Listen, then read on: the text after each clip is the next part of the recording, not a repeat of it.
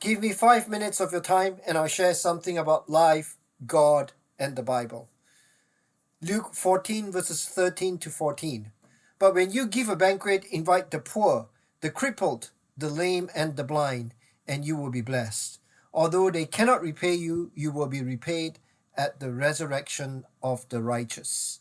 Sometimes we have an unhealthy view of the poor, the crippled, the lame, and the blind. We think that they have no future without us. We think that they will always be poor, crippled, lame, or blind.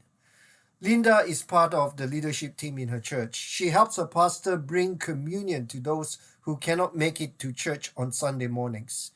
She is called a communion steward. She visits Daisy, who lives in unfortunate circumstances. Here is Linda's story. This can't be right, I thought to myself, as I uneasily scanned the scene.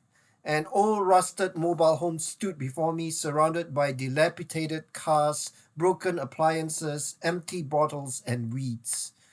As a communion steward for my church, I deliver communion once a month to homebound members, and Daisy was new among those I visit. When I knocked on the door, a white-haired woman leaning heavily on a cane and wearing a ragged bathrobe greeted me. "Come in," she smiled, and I walked into a modest room with threadbare furniture. One later Sunday when I visited, Daisy told me about a marvelous gift she had just received.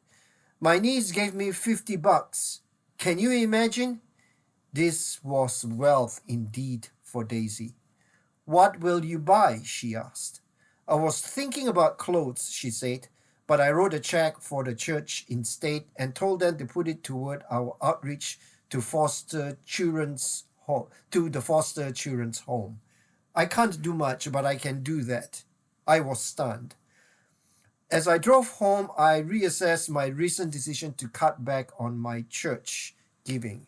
Daisy taught me what giving really means. Linda is challenged by the generosity of Daisy. Daisy does not have much. Daisy lives in an old rusted mobile home. Yet God moves Daisy to donate the $50 that her niece gives to her. She helps foster she helps her foster children's home supported by their church. She is like the poor widow who gives out of her poverty. Luke 21, 1 to 4.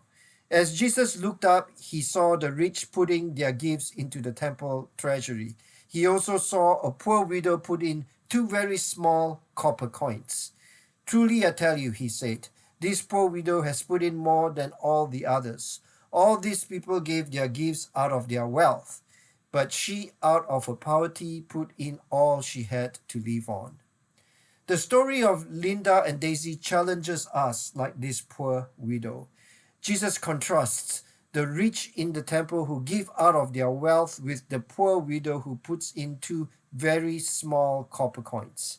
The poor widow is praised because she gives out of her poverty, not out of her wealth. This poor widow reminds us of these words of Jesus. "For all those who exalt themselves will be humbled, and those who humble themselves will be exalted." Luke 14, verse 11. Although the rich people put more money into the temple treasury than the poor widow, Jesus reminds his listeners of the humility of the poor widow. The poor widow has put in more than all the others. This is because the poor widow gives of her heart. She is not giving out of an obligation like the rich people in the temple. The poor widow might have a small purse, but she has a heart. She has a heart of abundance. The poor widow might have a small purse, but she has a heart of abundance. Amen.